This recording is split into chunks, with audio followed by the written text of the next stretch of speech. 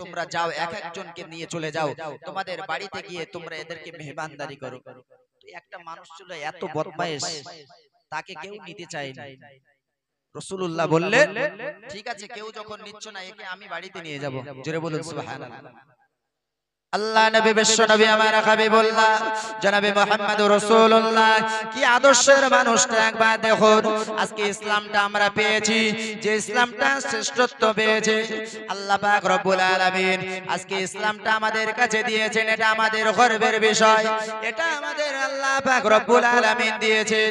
যে ইসলামটা আমরা পেয়েছি, হযরত ওমর ফারুক রাদিয়াল্লাহু তাআলা আনহুর মতো মানুষ, আবু বকরের মতো মানুষ, এমন করে হযরত বেলাল, হযরত ওসমান আলীর মতো মানুষ যারা ছিলেন আল্লাহর নবীর সঙ্গে থাকতেন, তারা সঙ্গে থেকে কেমন ভাবে আল্লাহর নবীর আদর্শটা তারা মেনে নিয়েছিলেন।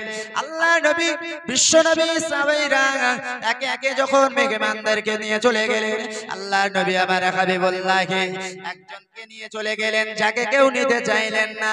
ওকে নিয়ে আল্লাহর নবী বিশ্ব নবী আমার নিজের ঘরেতে রেখে দিলেন। তুমি আজকে আমার বাড়ির মেহমান।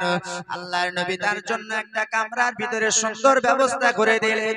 এই কামরার ভিতরে তুমি থাকবে, এই কামরার ভিতরে তুমি আরাম করবে।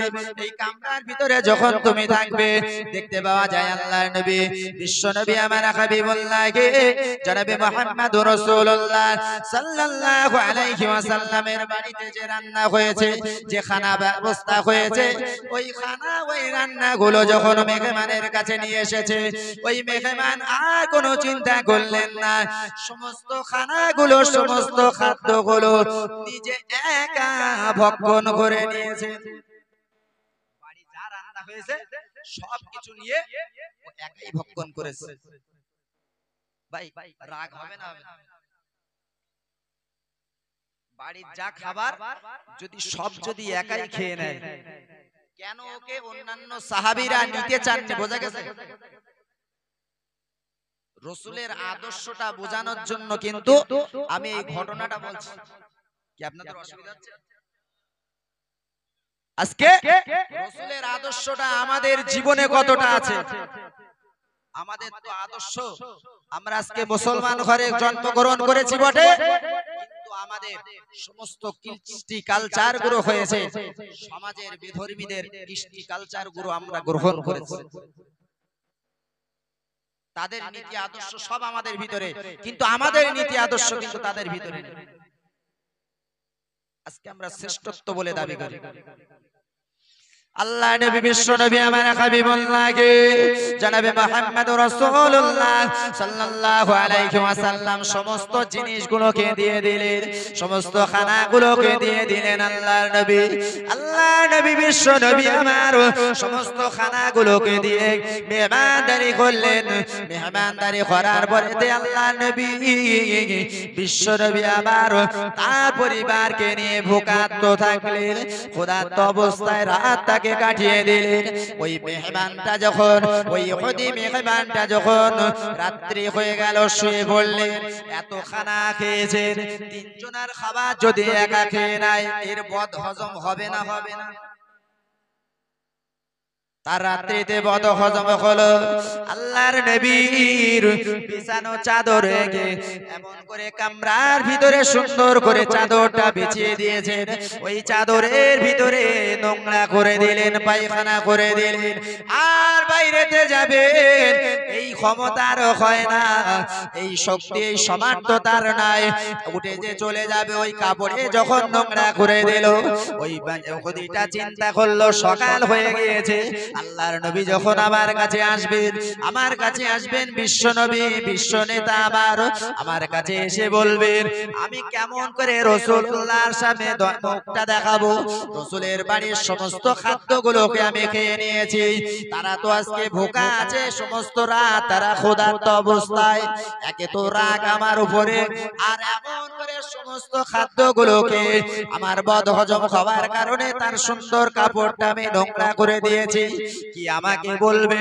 সকাল হতে না হতে গে আল্লাহর নবী বিশ্ব নবী আমার যখন এমন করে তিনি উঠবেন, ওই মেহমান কাছে আসবেন, তার আগে কামরা থেকে চলে গিয়েছে।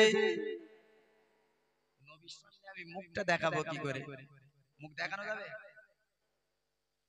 আল্লাহর নবী বিশ্ব নবী আমার হাবিবুল্লাহকে জনাবে মুহাম্মদুর রাসূলুল্লাহ সাল্লাল্লাহু আলাইহি ওয়াসাল্লাম যখন সকাল হয়ে গেল আল্লাহর নবী ওই কামরার কাছে মেহমানের খবরটা নিতে চলে গেলেন। মেহমানের খবরটা যখন নিতে চলে গেলেন দেখতে পেলেন দানা মেহমান আর ঘরের নাই, মেহমান ওই কামরায় নাই, কোথায় যেন চলে গিয়েছে। আল্লাহর নবী দেখতে পেলেন কাপড়গুলোকে, তিনি তার চাদরগুলোকে দেখতেন নোংরা অবস্থায়, সমস্ত কাপড়গুলো নোংরা অবস্থায় পড়ে আছে। আল্লাহর নবী বিশ্ব নবী আমার তিনি চিন্তিত হয়ে গেলেন। আল্লাহর নবী আমার চিন্তিত অবস্থায় থাকলেন। বিশ্ব নবী আমার চিন্তা করছেন আমার বাড়ির মেহমান, তার না জানি কত কষ্ট হয়েছে, তামাম রাত কত কষ্ট না জানি হয়েছে, আমি তাকে খোঁজ নিতে পারিনি। আমার বাড়ির মেহমান আমরা বলে কি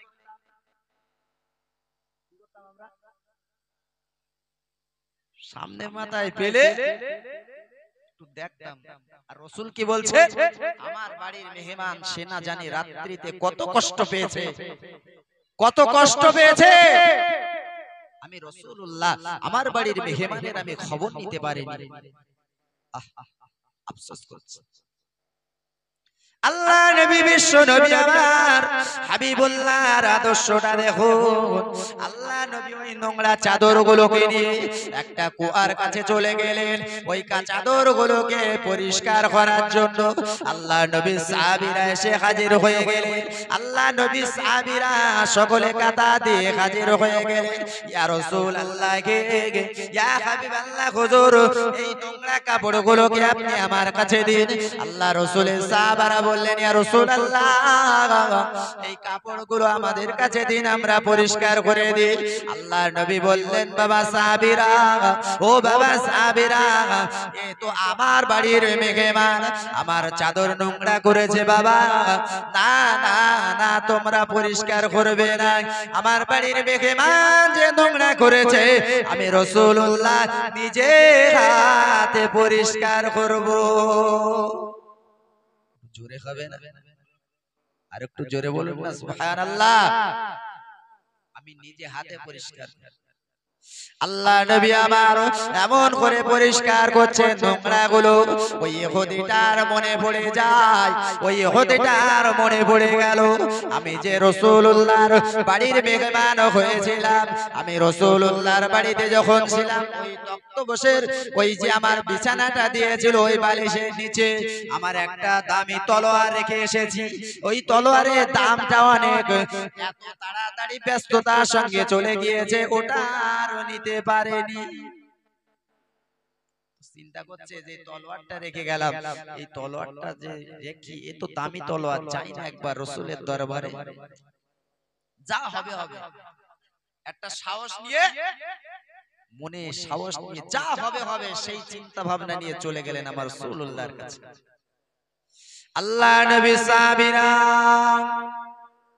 আল্লাহ নবী ওই নোংরা কাপড়গুলো পরিষ্কার, নোংরা চাদরটা যখন পরিষ্কার করছেন, সাহাবায়ে কেরামরা আমার নবীকে ঘিরে দাঁড়িয়ে আছে। আর ওই ইহুদিটা এসে গুটি গুটি পায়ে, ওই ইহুদিটা এসে আল্লাহ নবীর সামনে এসে দাঁড়িয়ে গেল। ওমর বললেন, ইয়া রাসূলুল্লাহ কে ইয়া হাবিবাল্লাহ হুজুর, আপনি একটা বার অর্ডার দিয়ে দিন, আপনি একটা বার অনুমতি দিয়ে দিন। ইয়া রাসূলুল্লাহ হে ইয়া হাবিবাল্লাহ হুজুর, আপনি অনুমতি দিলে এই ইহুদির মাথা থেকে এমন করে দেহ থেকে তার মাথাটা আলাদা করে দেব। আল্লাহর নবী ওই সময় বললেন, ওমর, ও বাবা ওমর দাঁড়িয়ে যাও, ও বাবা ওমর দাঁড়িয়ে যাও, তুমি কিছু বলো না। ইহুদিকে ডেকে বললেন, বাবা তুমি আমার বাড়িতে ছিলে, তুমি আমার বাড়ির মেহমান, ও বাবা ছেলে, রাত্রে তোমার না জানি কত কষ্ট হয়েছে, তোমার কত কষ্ট হয়েছে বাবা, তুমি আমার বাড়ির মেহমান ছিলে, আমি তোমার খবরটা নিতে পারি না। ও বাবা ছেলে, বলো না তোমার কোনো কষ্ট হয়নি তো, তোমার কোনো কষ্ট হয়নি তো? রাসূলের সাহাবারা সব রেগে ওমরের মতো মানুষ শুধু রাগী, ওমর এত রাগী বলছে ইয়া রাসূলুল্লাহ আপনি শুধু একটা বার বলেন ওর দেহ থেকে মাথাটা কি করছি আলাদা করে দিচ্ছি। আপনার সঙ্গে বিয়াদবি করেছে, আপনার সঙ্গে বিয়াদবি করলো। আল্লাহ রাসূল সাল্লাল্লাহু আলাইহি ওয়াসাল্লাম বললেন বাবা আমার দাঁড়াও, তো আমার বাড়ির মেহমান। আল্লাহ নবীকে বললেন ইয়া রাসূলুল্লাহ ইয়া হাবিবাল্লাহ হুজুর এমন করে আপনার ঘরের ভিতরে আমার একটা দামি তলোয়ার আছে। আল্লাহ নবী সোজা চলে গেলেন ঘরের ভিতরে, দামি তলোয়ারটা নিয়ে দিলেন। ও বাবা ছেলে এই নাও না, এই নাও তোমার তলোয়ার। জোরে বলুন সুবহানাল্লাহ। আল্লাহর নবী যেই তলোয়ারটা দিয়ে দিলেন, আল্লাহ নবী বিশ্ব নবী আমার যেই তলোয়ারটা দিয়ে দিয়েছেন, দেখতে পাওয়া যায় আল্লাহর নবী তলোয়ারটা দেওয়ার সঙ্গে সঙ্গে ওই ইহুদিটা বলেছিল না না, যে মানুষটার কাছে আমি এত অন্যায় করেছি, আমি এত অপরাধ করেছি, যে মানুষটা আমার একটা কথা বলল না, আমাকে একটা বার বকাবকি করলো না, এই মানুষটা সাধারণ মানুষ হলো না, সাধারণ মানুষ নয়, এই মানুষটা নিশ্চয়ই মহামানব। জোরে বলুন ইয়া রাসূলুল্লাহ গে ইয়া হাবিবাল্লাহ হুজুর। না না না, আমি আর থাকতে চাই না, আমি আমার জীবনটাকে আপনার কদমে দিয়ে দিলাম। ইয়া রাসূলুল্লাহ গে ইয়া হাবিবাল্লাহ হুজুর আপনি একটা বার ঈমানের ইসলামের কলেমাটা পড়িয়ে আমাকে মুসলমান করে দিন। জোরে বলা যাবে না সুবহানাল্লাহ। আপনি আমাকে মুসলমান করে দিন। আজকে আমার নবীর আদর্শটা দেখে, ইসলামের আদর্শটা দেখে তারা আজকে মুসলমান হয়েছিলেন। রাসূল তলোয়ার ধরেননি ইসলাম প্রচার করার জন্য, আর আজকে একটা সম্প্রদায় তারা ভাবছে যে আমাদের ধর্মটাকে বাঁচাতে গেলে আগে আমাদেরকে তলোয়ার ধরতে হবে, আমাদেরকে অস্ত্র নিয়ে আমাদেরকে ধর্মটা বাঁচাতে হবে। ভাই ইসলাম কারোর উপরে আক্রমণ করা এটা পছন্দ করে?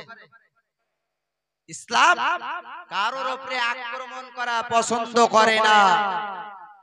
আজকে ইসলাম মানে শান্তি, শান্তির ধর্ম। আল্লাহ পাক রব্বুল আলামিন পৃথিবীর জমিনে ইসলামটা আমাদের আপনার জন্য দিয়েছেন, এটা তো আমরা পেয়েছি। কত নবী, কত রাসূল কাল হাসরের মাঠে ময়দানে মাহশরে তারা ইয়া নফসি নফসি করবে। আজকে আমরা যে নবীর জন্য ইসলামটা পেয়েছি সেই নবীকে আমরা আজকে ভুলতে চলেছি।